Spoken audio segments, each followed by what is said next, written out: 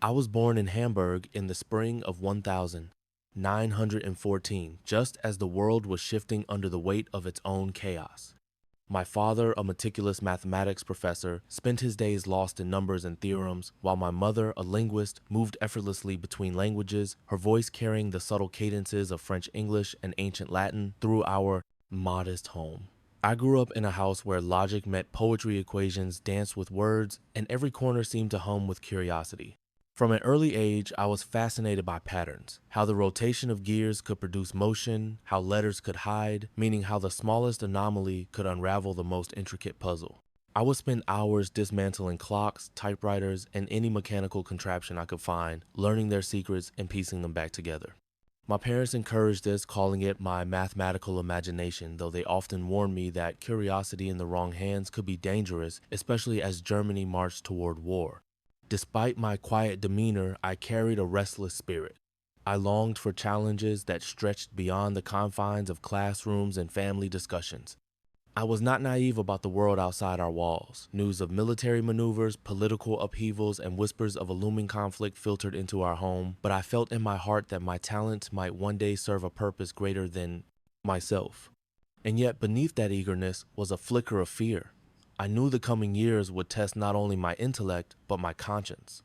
I would be forced to navigate a world where the line between loyalty and morality blurred, where the cost of failure was measured in lives, not grades or accolades. That tension between brilliance and responsibility, curiosity and fear would define the man I was about to become. The year was 1940, and Europe had already been thrown into chaos. Germany's rapid conquests in Poland, France, and the Low Countries had created a sense of awe and terror across the continent. The air in Hamburg was thick with both pride and fear. Victory parades marched alongside whispered rumors of surveillance of neighbors, reporting neighbors, and of lives disappearing into the machinery of war. Everywhere I looked, I saw the weight of expectation pressing on the young and the gifted alike. Amid this upheaval, the German military had turned to a marvel of engineering and secrecy, the Enigma machine. Its rotors and plug boards transformed messages into labyrinthine ciphers, seemingly unbreakable. Convoys, U-boat patrols, and command directives were all shielded by this intricate web of codes.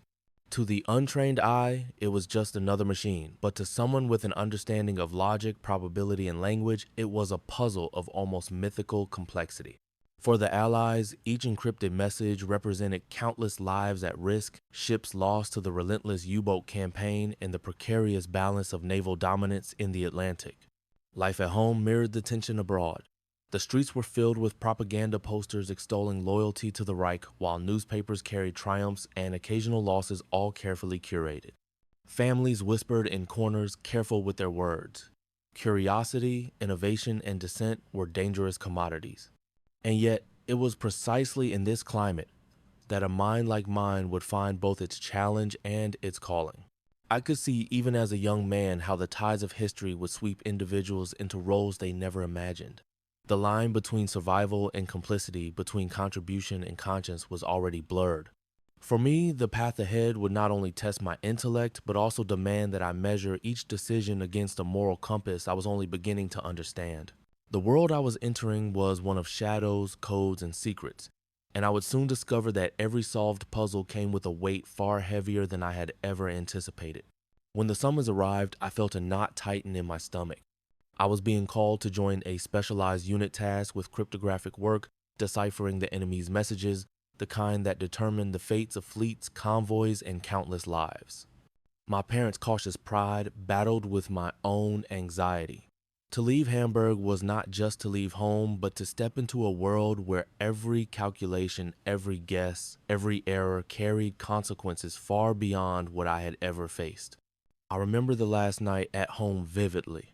My mother pressed a scarf into my hands, murmuring a wish for safety, while my father handed me a notebook filled with mathematical exercises, an unspoken reminder of the tools I carried within myself.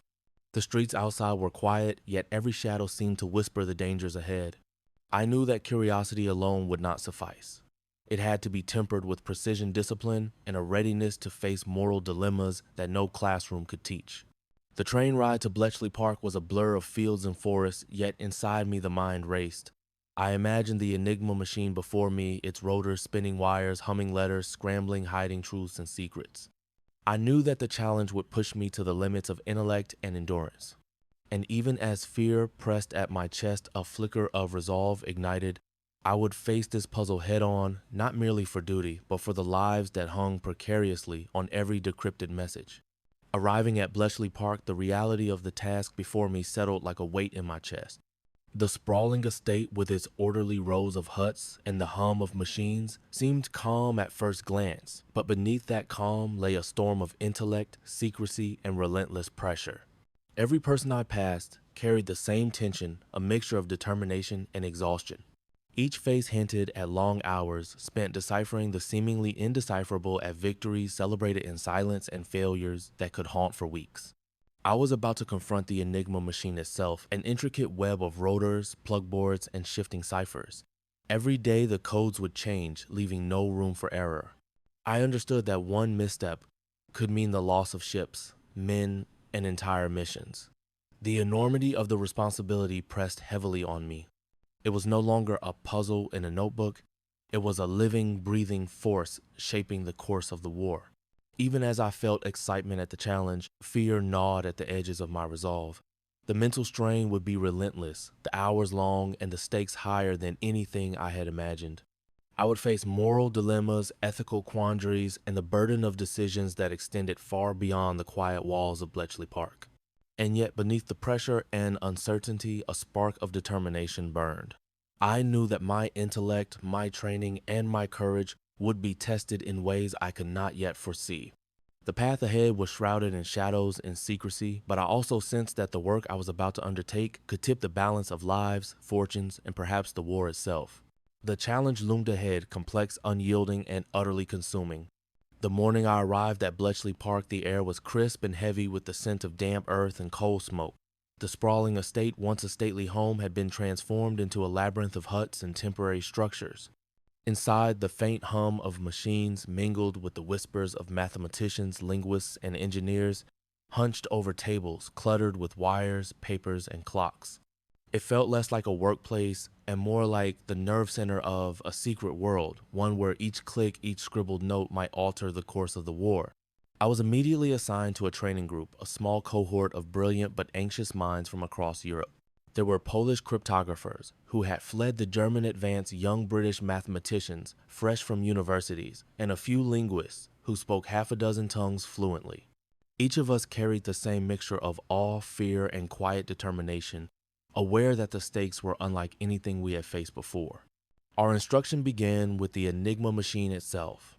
I learned to trace its rotors, understand the plugboard configurations, and predict the permutations of its cipher. Hours were spent running through mock messages, logging the frequency of letters, and testing theoretical combinations. At first, the mechanics seemed almost playful, a giant puzzle I was eager to solve. But the playful nature quickly gave way to pressure. Each incorrect guess, each wasted hour represented the invisible risk to men at sea ships carrying vital supplies and missions already in motion. Beyond the machines, we were drilled in secrecy and discipline. Every conversation, every note, every scrap of paper could not leave the hut. Failure to adhere to these rules was unthinkable. And yet, amidst the tension, there were moments of camaraderie, whispered strategies over tea, small triumphs when a rotor alignment worked, and the quiet pride in seeing a fellow trainee decipher a mock message. By the end of that first week, the weight of responsibility began to settle on me. I understood that curiosity alone would not suffice. Precision, patience, and a relentless focus would be required to navigate the labyrinth of codes. And as I stared at the Enigma machine for the first time, its rotors gleaming in the dim light, I realized that this was no ordinary puzzle. It was a war in itself, one that demanded every ounce of intellect, courage, and endurance. I could muster. The day I received my first real assignment, a mixture of excitement and terror settled over me. The message before me was not a mock exercise. It was a genuine intercept from a German U-boat operating somewhere in the Atlantic.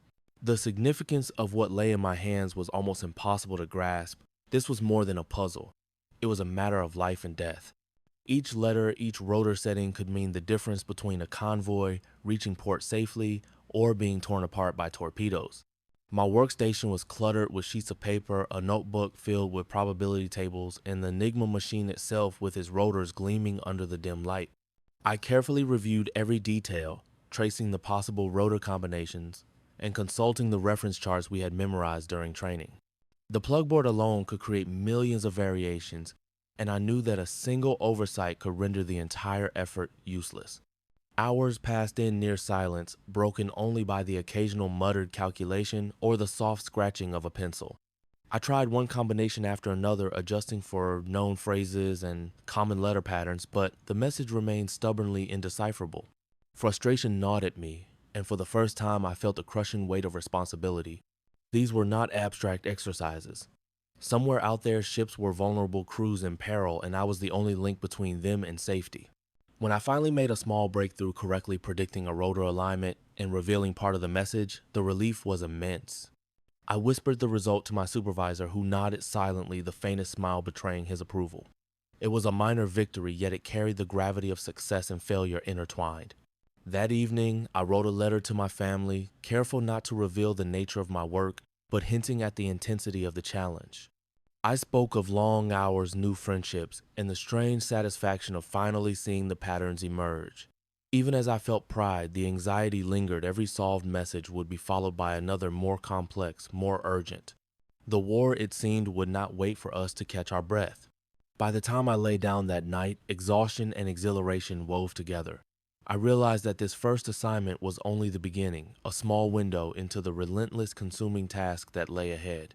The Enigma machine was no longer a mere tool. It was the battlefield, and we were soldiers in a war of minds, racing against time, and the shadow of human lives hung over every calculation.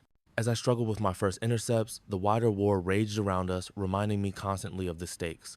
The U-boat campaign was at its peak, and the Atlantic had become a graveyard for countless merchant ships. Reports filtered in of entire convoys, swallowed by the icy waters, lives extinguished in moments, and supplies critical to the war effort lost forever. Every calculation, every pattern I discerned felt like a fragile thread holding back catastrophe. The news from Europe was equally relentless. France had fallen, and Dunkirk had just concluded a miraculous evacuation that nevertheless left the continent trembling.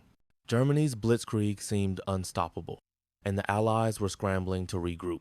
Intelligence was scarce, yet every piece of information we decrypted had the potential to shift the balance. I began to understand that Bletchley Park was more than a lab. It was the unseen front line, the place where victories and defeats were decided in quiet rooms rather than on battlefields. Within our huts, we followed events closely. Whispered updates of sinkings, successful convoys, or newly intercepted orders would circulate immediately.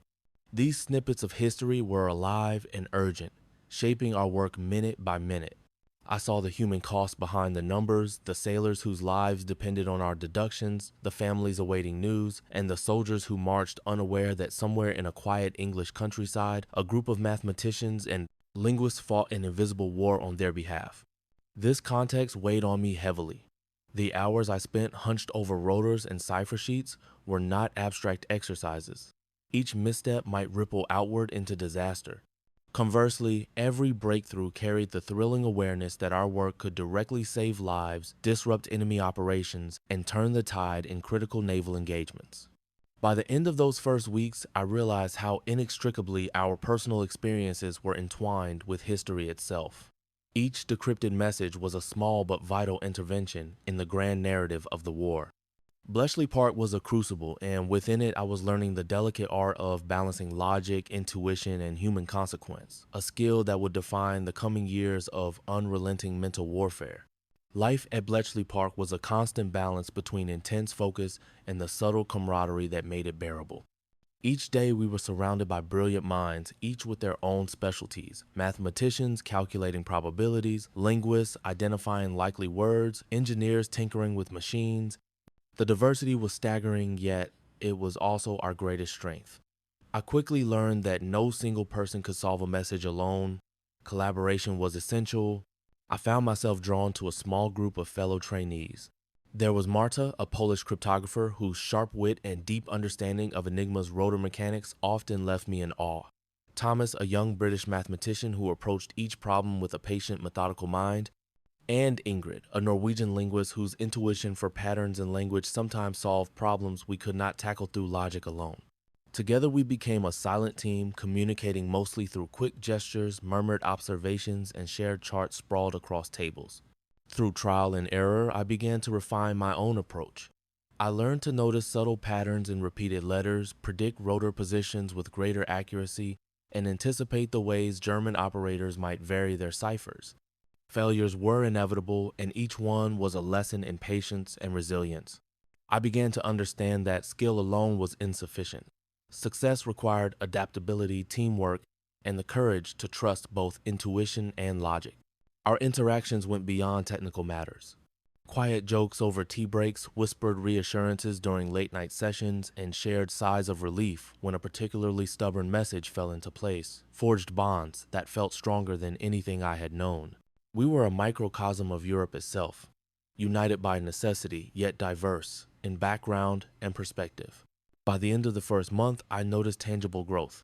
I could work more swiftly, identify likely cipher configurations earlier, and anticipate the pitfalls that might delay progress.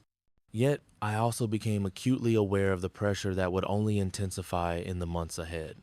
Every breakthrough reminded me that the stakes were higher than any classroom exercise or family expectation. Lives depended on our precision, and the camaraderie we built was as much a shield against exhaustion and fear as it was a source of joy. By the end of those initial months, the reality of our work had begun to settle in with a weight that was both exhilarating and terrifying. Each decrypted message carried its own story. Ships rerouted, convoys saved lives, preserved, and yet, with every success, the complexity of the next challenge loomed larger. The Enigma machine was relentless. Its rotors shifted daily, its settings were ever-changing, and the Germans continuously refined their operational procedures. What we conquered one day would be rendered obsolete the next. I felt the tension among our team more keenly than ever. Marta would frown over a stubborn cipher. Thomas would mutter probabilities under his breath, and Ingrid's pen would hover nervously over her notes, as if the solution might materialize through sheer concentration. The silent pressure was inescapable. We all understood that a miscalculation, a single overlooked rotor position, could send a convoy to the depths of the Atlantic, drowning crew members whose lives we could not save after the fact. Even as we celebrated small victories, there was no time to linger. The pace of war did not wait for our relief, our exhaustion, or our doubts. I began to realize that mental endurance would be as crucial as skill. Late nights blurred into early mornings, the hum of the machines and the shuffling of papers our constant companions. Fatigue threatened to erode precision, and the stakes ensured that errors were unforgivable. And yet within that pressure, a strange exhilaration took hold. I understood that our work, though unseen by the outside world, was shaping the course of battles, influencing strategy, and quietly tipping the scales. The weight of responsibility was immense, but it was also a call to action, a summons to bring every ounce of intellect, focus, and ingenuity to bear. Looking forward, I sensed that the coming months would push us further than we had ever been pushed. Failures would be public only to our small group, but their consequences were catastrophic. Triumphs would be fleeting, always shadowed by the next impossible cipher. The Enigma machine was not merely a tool. It was an adversary unyielding, and every message it sent was a battle to be fought.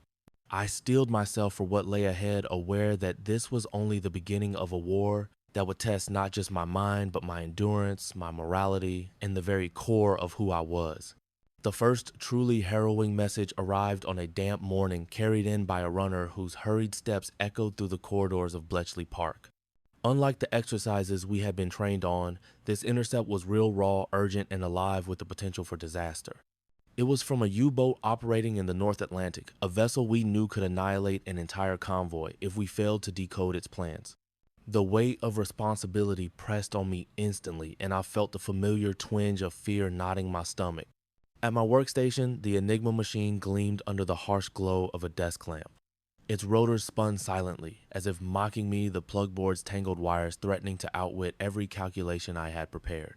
I traced each possible combination with painstaking care, cross-referencing probability tables and letter frequency charts. Every permutation felt like an eternity, every failed attempt, a silent echo of ships being imperiled far from our quiet English countryside. Hours blurred into a haze. My hands ached from constant manipulation of the machine, my eyes strained against the dim light, and yet I could not stop. Each pattern I noticed, the repetition of a letter, the subtle anomaly in rotor behavior became a lifeline, a clue in the labyrinth. I whispered my reasoning to Marta, my Polish colleague, who nodded, subtly understanding the stakes without the need for words. Thomas, across the table, tapped out calculations on his pad, a soft rhythm that mirrored my own heartbeat. Fatigue threatened to overtake me and doubt seeped in. Could I truly solve this? Was I enough to prevent the impending disaster? And yet determination flared.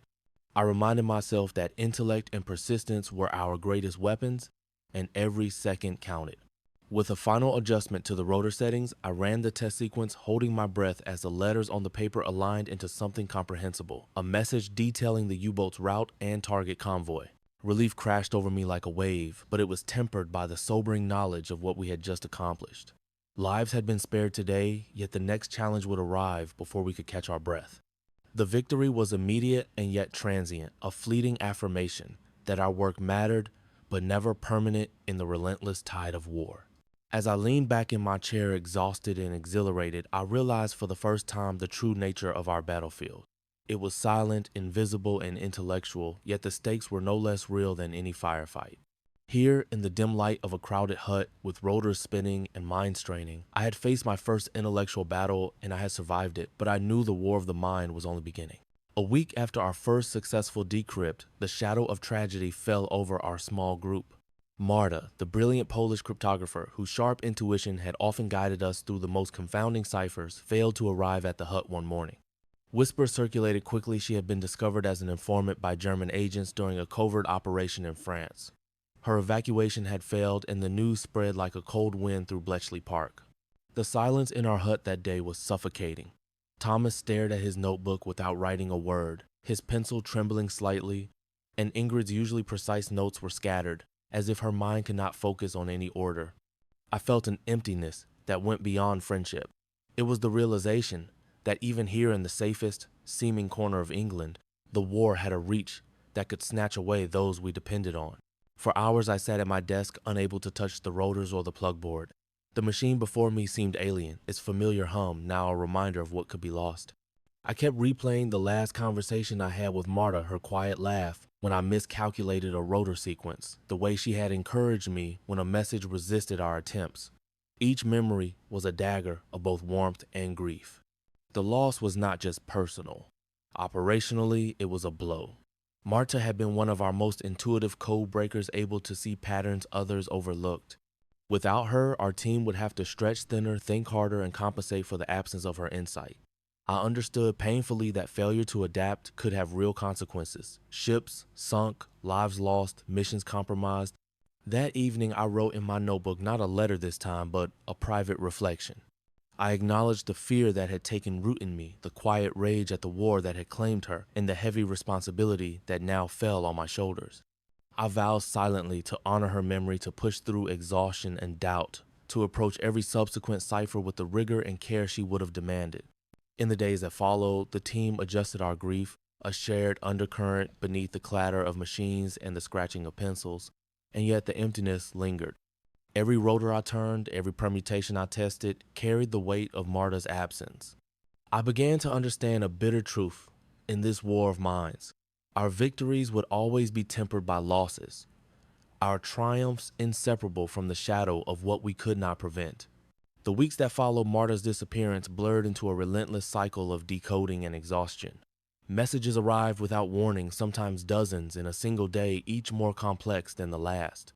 The rotor spun in ever-changing permutations, plug boards rearranged with cruel precision, and the enemy seemed to anticipate every logical path we had discovered.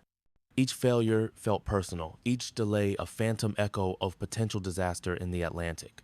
Sleep became a scarce commodity. My eyes ached from staring at cipher sheets, my hands stiffened from constant manipulation of rotors and wires, yet I could not afford to pause. Every hour mattered, every mistake had consequences I could almost feel in my chest. Convoys were at risk, and I had glimpsed enough of the casualty reports to understand the grim reality human lives were entwined with the patterns I chased. In response, I began to innovate. Combining manual decryption methods with early mechanical aids, I experimented with probabilistic models to predict rotor positions, anticipating the Germans' routine changes before they could implement them. I watched for linguistic patterns in the encoded messages, using my mother's teachings in languages to identify likely phrases or sequences. These strategies were not foolproof, but they offered glimpses of clarity in the chaos. Collaboration became critical. Thomas meticulously logged every attempt, noting which rotor sequences had been exhausted. Ingrid's linguistic intuition suggested unlikely substitutions that, when paired with probability calculations, sometimes unlocked stubborn ciphers. We learned to communicate silently across the cramped huts, sharing insights through gestures, coded shorthand, and quiet murmurs, each interaction a lifeline in the maelstrom of work. Even small victories were fraught with tension. Decoding one message might save a convoy today, but the next intercept arrived almost immediately, a puzzle twice as complex, a countdown to potential disaster. The mental strain was unyielding. Doubt crept in with each challenge. Was I clever enough? Was our team enough? The weight of responsibility pressed on us like a physical force, yet giving in to despair was not an option. By the end of those months, I understood the rhythm of the work, a relentless tide of intelligence, pressure, and fleeting triumphs. Success required more than intellect. It demanded endurance, intuition, and a constant vigilance against fatigue and error. Every solved message was both a relief and a harbinger of the next harder task. And through it all, I began to sense that this silent battlefield, rotors and plugboards, probability tables, and linguistic cues, was where the war would be won or lost, one decrypted message at a time. It was during a particularly tense week that the weight of our work became almost unbearable.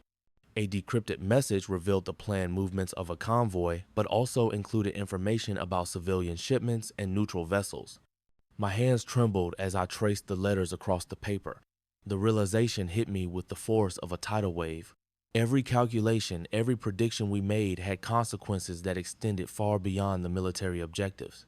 Lives of innocents, unarmed and unaware, could be jeopardized. I found myself questioning everything I had believed about my role in this war. Was intelligence simply a matter of saving lives? Or was it a double-edged sword that inflicted pain as well? The lines between right and wrong blurred. I had joined this effort to use my skills for a greater good, yet here I was complicit in the machinery of destruction, even unintentionally. The Enigma machine, once a fascinating puzzle, now seemed a grim arbiter of fate, its rotors spinning a cruel calculus of human life. Late nights became my refuge and my torment. I would sit alone in the dim light of the hut, calculating probabilities, while the quiet hum of machines echoed in my ears. I replayed every decision, every message, considering alternative routes that might minimize harm. Each permutation became a moral equation, a test of conscience as well as intellect. Sleep eluded me, replaced by the relentless awareness of the lives dependent on our judgments. My team noticed the change. Ingrid approached cautiously, her eyes reflecting concern without words. Thomas offered quiet support, reminding me of the lives already saved and the necessity of our work. But their reassurances could not erase the gnawing doubt inside me. I began to realize that moral clarity was a luxury we could rarely afford. Compromised calculation and selective mercy became the currency of survival. In the end, I made a choice to focus on minimizing collateral damage wherever possible, using intuition and careful prediction to guide decisions while still performing my duty to the Allies. It was imperfect and it haunted me, but it was the only way to reconcile intellect with conscience. Each decrypted message became both a relief and a burden, a triumph, shadowed by the unavoidable knowledge that some harm was inevitable. That week marked a turning point. I no longer approached the Enigma machine as a mere puzzle to be solved. It was a mirror of the war itself, reflecting the complexity, the cruelty, and the ethical ambiguity of every decision. I had learned that in this silent battlefield of mind and morality, victory was measured not only in lives saved, but in the courage to navigate the gray spaces between right and wrong. By the time the winter of 1942 settled over Bletchley Park, I had begun to see the war in a new light. The initial thrill of cracking codes and the quiet satisfaction of small victories had been tempered by grief, exhaustion, and the moral weight of our actions. I realized that our work was not simply an intellectual challenge. It was a force that could shape the lives of thousands, and the consequences of each calculation were profound and irrevocable. I had learned to measure success not only in the messages we decrypted, but in the human outcomes they enabled. Every convoy rerouted, every U-boat intercepted was a tangible reminder that intellect applied with care and urgency could save lives. Yet I also understood that there were no perfect solutions. For every victory there was collateral, and the line between heroism and complicity was often obscured. This awareness forced me to reconsider what it meant to serve, to contribute, and to endure in the shadow of conflict. The team's dynamics had also shifted. Thomas, Ingrid, and I shared a quiet understanding, a mutual respect born of hardship, and shared responsibility. We celebrated successes, but always with the awareness that the next challenge would arrive before we could savor relief. The loss of Marta, the near misses with operational errors, and the ethical dilemmas we faced together had bonded us in ways I had not anticipated. We were no longer just colleagues. We were guardians of an invisible front, each mind a soldier in a silent, high-stakes war of logic and consequence. I also began to see the broader implications of our work. Intelligence could shorten wars, save nations, and prevent massacres, but it could never erase the human cost entirely. The Enigma machine, which had once been a fascinating intellectual puzzle, now stood before me as a symbol of both ingenuity and the moral complexity of conflict. Each decrypted message was a reminder that knowledge carried responsibility, that foresight demanded discernment, and that courage could manifest in quiet, unseen ways. By reflecting on these months of relentless work, I recognized a profound truth. The war was not only fought on battlefields with guns and ships, but also in the minds of those willing to bear the invisible burden of decision, calculation, and conscience. I had grown in ways I could not have imagined, from a young man excited by the challenge of a puzzle into someone who understood the delicate, often painful interplay between intellect, morality, and survival. As the months passed, I approached each new message with humility and focus, aware that our small victories were part of a larger, unseen narrative. The war was a teacher and Bletchley Park its classroom. In facing the relentless trials of codebreaking, I had discovered not only the limits of logic, but the depths of human courage, empathy, and responsibility, a lesson that would shape me long after the rotors had stopped turning and the war had ended. By the winter of 1942, the rhythm of life at Bletchley Park had become both familiar and suffocating. Messages arrived in an unending stream, each one more complex than the last. There was no respite, no room to catch a breath, and the hum of the machines became the constant background to every thought. My hands ached from manipulating rotors and wires, my eyes burned from staring at cipher sheets under the dim light of desk lamps, and yet I could not stop. Every second counted, every hesitation carried the potential for disaster on the high seas. The fatigue was relentless. Nights blurred into days, and the distinction between one and the other grew meaningless. Sleep, when it came, was fractured and haunted by the consequences of our work. The ships we had saved the convoys, still imperiled the lives that hung by a thread with every calculation. I began to notice subtle tremors in my concentration, fleeting moments, when the pattern I had relied on so instinctively seemed to waver, and an undercurrent of fear that we might fail despite our best efforts. The psychological pressure was no less oppressive. The memory of Marta's loss lingered like a shadow, a constant reminder of the human cost of this invisible war. Each message carried not only operational significance, but moral weight. I found myself questioning every choice, every prediction. Could I be trusted to discern the right paths among millions of permutations? Could our small team endure the unyielding demands of intellect, intuition, and responsibility without faltering? Outside the huts, the war pressed on. Reports of U-boat attacks reached us daily. Convoys destroyed, crews lost, supplies obliterated. The news reinforced the stakes of our work. There was a tangible, almost suffocating awareness that our success or failure had immediate and profound consequences for the lives of men we would never meet. And yet, amidst the exhaustion and anxiety, there was a strange, persistent resolve. I had seen the difference we could make, had felt the brief exhilaration of saving lives through logic and persistence. It was this fragile hope combined with duty that kept me seated at my desk, turning rotors and testing hypotheses late into the night. Fatigue and fear were constant companions, but they were tempered by the knowledge that every effort mattered and that perseverance, even under unimaginable pressure, was the only path forward in this silent, unending battlefield. The work at Bletchley Park demanded more than intellect. It demanded judgment, often in situations where the right answer was never clear. One morning, a decrypted message arrived outlining the movements of a convoy that included both military vessels and civilian supply ships. My hands froze above the cipher sheet as the implications hit me. Every choice carried consequences: redirect the convoy to safety and risk leaving civilians exposed, or prioritize neutral shipping and endanger soldiers whose lives depended on timely intelligence. I sat in silence for long minutes, calculating probabilities and weighing outcomes, aware that no spreadsheet or rotor setting could capture the moral complexity of the decision. The hum of the Enigma machine filled the room, its mechanical monotony contrasting sharply with the chaos of my thoughts. Every permutation, every hypothetical scenario was a tiny moral battlefield, and I felt a heavy responsibility pressing on my shoulders. Discussions with Thomas and Ingrid were cautious, deliberate. We debated strategy, sharing the ethical burden silently. Ingrid suggested prioritizing human life over strategic advantage whenever possible, a principle that resonated deeply with me. Thomas, ever methodical, emphasized the operational necessity. Every delay could cost hundreds of sailors at sea. We reached a consensus that balanced urgency with ethical consideration, a fragile compromise in the shadow of war. Making that decision left a lingering unease.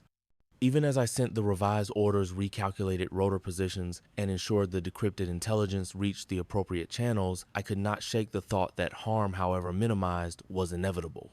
The lesson was stark in this silent battlefield. There was no perfect solution, only choices constrained by knowledge, time, and consequence. That evening, I reflected in my notebook, attempting to reconcile the weight of responsibility with the need for decisive action. I acknowledged the fear, the guilt, and the profound sense of duty that came with every decision. In doing so, I recognized that this ability to act wisely under impossible circumstances was as essential as technical skill. The capacity to navigate uncertainty, to balance ethics with effectiveness, would define not only my contributions at Bletchley Park, but also the man I was becoming. Each difficult decision reinforced the truth I had come to understand: intellect alone could not win this war. It was the marriage of logic, moral awareness, and courage that shaped every message, every outcome, and ultimately the fate of those whose lives rested in our hands. As the months at Bletchley Park passed, my role evolved from that of a trainee to someone entrusted with guiding a small team. The transition was subtle, at first delegating minor tasks, reviewing calculations, suggesting rotor configurations, but soon it became clear that leadership was more than assigning work. It required foresight, judgment, and the ability to anticipate both technical challenges and human limitations. My team consisted of 2 junior cryptographers and a linguist recently transferred from another hut. Each brought unique skills, but all were inexperienced in the relentless pressure of live decrypts. It was my responsibility to mentor them, ensure accuracy, and maintain morale while the clock relentlessly ticked against us. I discovered that managing people in this environment was as complex as the codes we sought to break. Patience, encouragement, and timely intervention became as essential as any algorithm or probability calculation. Every message we received demanded coordination. I assigned tasks according to individual strengths, monitored their progress, and intervened when necessary. I had to make swift decisions when uncertainties arose, balancing the need for precision with the inevitability of human error. Even minor mistakes could cascade, delaying a convoy's rerouting or compromising the intelligence we delivered. The weight of these responsibilities pressed heavily on me, yet it was a pressure that taught resilience and clarity under stress. Leadership also meant modeling composure. My team looked to me not only for guidance in calculations, but also for emotional steadiness. When errors occurred or when messages resisted decryption, I had to remain calm, offering constructive advice rather than criticism. This approach fostered trust, collaboration, and a sense of shared purpose, essential elements in a task where tension and stakes were unrelenting. Through these months, I grew to understand the interplay between intellect and human dynamics. Technical skill alone was insufficient. Leadership required empathy, observation, and the ability to inspire confidence while maintaining accountability. Each successful decrypt, each coordinated breakthrough reinforced the significance of our collective effort and underscored the moral and intellectual weight of the work we were entrusted with. By embracing this new role, I not only honed my abilities as a cryptographer, but also discovered the profound responsibility of guiding others through uncertainty, pressure, and moral complexity, a responsibility that would shape my actions and outlook for the remainder of the war. As I continued to shoulder greater responsibility, a profound awareness of the nature of war began to take hold. The work at Bletchley Park, once merely an intellectual challenge, had transformed into a crucible that tested not only logic and skill, but also character and conscience. I realized that our victories were silent and often invisible, yet they carried consequences as tangible as any battlefield triumph. Observing my team and reflecting on my own experiences, I came to appreciate the courage embedded in persistence. The cryptographers, linguists, and mathematicians around me displayed quiet heroism, dedicating endless hours to deciphering messages whose impact would never be publicly acknowledged. Each successful decrypt was a lifeline for those at sea, a strategic advantage for the Allies, yet it existed largely unseen outside the walls of our huts. I began to recognize that bravery was not always marked by gunfire or medals. Sometimes it was measured by the willingness to bear relentless pressure in silence. This insight reshaped my understanding of sacrifice. I had witnessed Marta's absence, felt the strain on Thomas and Ingrid, and endured nights haunted by moral uncertainty. I understood that even in roles far removed from the front lines, we were participants in the human cost of war. Knowledge and intellect became tools of life and death, and with each decision, the responsibility deepened. Alongside this moral awareness, I cultivated patience and discernment. I learned to pace myself and my team, balancing urgency with careful reasoning. I understood that mistakes were inevitable, yet careful observation, collaboration, and reflection could minimize harm and maximize the lives saved. Every calculation, every ethical compromise, and every act of guidance shaped the outcome of missions and the well-being of those whose lives we could influence. By the end of this period, I had grown not only as a cryptographer, but as a thinker and a human being. The war had exposed me to the fragility of life, the weight of decisions, and the quiet valor in acts of intellect and conscience. I recognized that the lessons learned here about responsibility, empathy, and perseverance under pressure would stay with me long after the rotors ceased to turn and the war itself drew to a close. As the months at Bletchley Park unfolded, I began to sense the long-term consequences of our relentless labor. Each day brought new decrypts, new challenges, and new ethical dilemmas, and the accumulation of these pressures left an indelible mark on the mind and spirit. I understood that the intensity we endured would not simply fade with the cessation of the war. Its echoes would linger, shaping thoughts, dreams, and memories for years to come. The fatigue and anxiety I felt were compounded by the awareness of mortality. Every message held the weight of life and death, and I could not escape the knowledge that failure, no matter how minor it seemed, could cascade into catastrophe for sailors, convoys, and entire campaigns. Each successful decrypt offered a fleeting sense of triumph, but it also underscored the relentless pace ahead, the unyielding tide of intelligence that demanded constant attention. I reflected often on Marta, Thomas, and Ingrid, on the bonds forged in shared pressure, on the grief for those we had lost, and on the quiet courage demonstrated by those who persisted despite fear and uncertainty. It became clear that Bletchley Park was more than a workplace. It was a crucible where intellect, conscience, and humanity were tested simultaneously. Our victories were hidden from the world, yet they carried significance beyond measure. In these moments of introspection, I began to reconcile the duality of our work. I realized that even as we contributed to the machinery of war, we were capable of acts that preserved life, mitigated destruction, and upheld a measure of ethical responsibility amidst chaos. This awareness would guide my decisions and actions in the months to come, shaping not only my professional competence, but also my moral compass. Looking forward, I understood that the coming period, both at Bletchley Park and in the eventual aftermath of the conflict, would demand continued resilience, reflection, and emotional endurance. The experiences we endured, the losses we suffered, and the lessons we learned were preparing me for the final chapter of this war, when the toll of years in silence and secrecy would collide with the reality of survival, memory, and the world, beyond the rotors and cipher sheets. The end was approaching, yet I could feel its weight already pressing on my mind, signaling that the true cost of our work and the true understanding of its impact was yet to come. The day news of Germany's surrender reached us at Bletchley Park, a strange stillness fell over the huts. The rotors, once spinning relentlessly, seemed to pause as if the machines themselves were taking a breath. Relief mingled with exhaustion, a quiet, heavy sensation that settled deep in the chest. For years, the war had been waged in silence in the hum of machines and the scribbling of notes, and now it was over, or at least the visible battles had ceased. Returning to Hamburg was surreal. The streets bore the scars of conflict, burnt-out buildings, crumbling facades, and the muted chatter of citizens who had endured years of fear and deprivation. Yet, amidst the ruins, life was attempting to resume its rhythm. I walked past marketplaces, small shops, and cafes, observing faces etched with both resilience and quiet sorrow. It was a world simultaneously familiar and alien. A city that had survived yet was irrevocably changed. My thoughts, however, were not on the streets but on the unseen battles we had fought. The rotors, the cipher sheets, the long hours of mental exertion, these were the victories and losses that no parade would celebrate. I felt a sense of humility and pride, knowing that our work had saved countless lives, rerouted convoys, and altered the course of campaigns. Yet I also carried the weight of absence, Marta and others who would never see the end, whose sacrifices remained in shadow.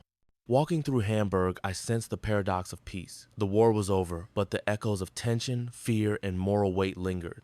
The city had survived, yet I could not shake the imprint of the years spent in silent vigilance. Each memory of a decrypted message, every agonizing decision remained etched in my mind. I understood that while the world had returned to normalcy on the surface, the landscape of the mind, the inner battlefield, was forever altered. The relief of peace was accompanied by a weight I had not anticipated. My body, worn from years of long nights hunched over rotors and cipher sheets, protested with fatigue that sleep alone could not erase. My hands ached from repetitive movements, my eyes burned from constant strain, and even simple tasks seemed to require an effort that once would have been effortless. The physical toll of years spent in relentless focus was undeniable. Yet it was the mind that bore the deepest scars. Nights were haunted by vivid dreams of convoys, lost of messages, misread of decisions that might have cost lives. I woke in a cold sweat, replaying every critical choice, every rotor, setting every small failure alongside our victories. PTSD settled quietly around my consciousness, a shadow that accompanied every moment of stillness. The weight of responsibility lingered long after the machines fell silent. I grappled with guilt for those we could not save, and for the ethical compromises forced upon us by the relentless pace of war. Each decrypted message, once a source of pride, now carried echoes of loss. I understood that survival did not absolve one from the moral gravity of participation. I had witnessed and influenced life and death from behind a desk, and the memory of that burden would remain. Still, there was a subtle pride in knowing that our work mattered, that intellect and perseverance had tangible effects. The quiet heroism of Bletchley Park was invisible to the world, yet it was no less real. We had saved lives through strategy, calculation, and moral courage, often without recognition. As I slowly adjusted to post-war life, I realized that healing would be measured in months, perhaps years. Recovery was not only physical but emotional, requiring reflection, remembrance, and acceptance of the consequences of choices made under pressure. The experience had reshaped my understanding of courage, resilience, and human responsibility. The war had ended, yet its lessons and its burdens would remain with me, a testament to the unseen cost of victory. In the quiet aftermath of the war, I found myself reflecting on the true meaning of our work.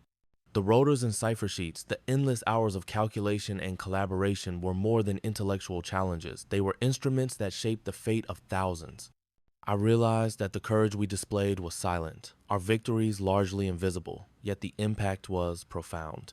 The sacrifices of Marta Thomas Ingrid and countless others weighed heavily on my mind.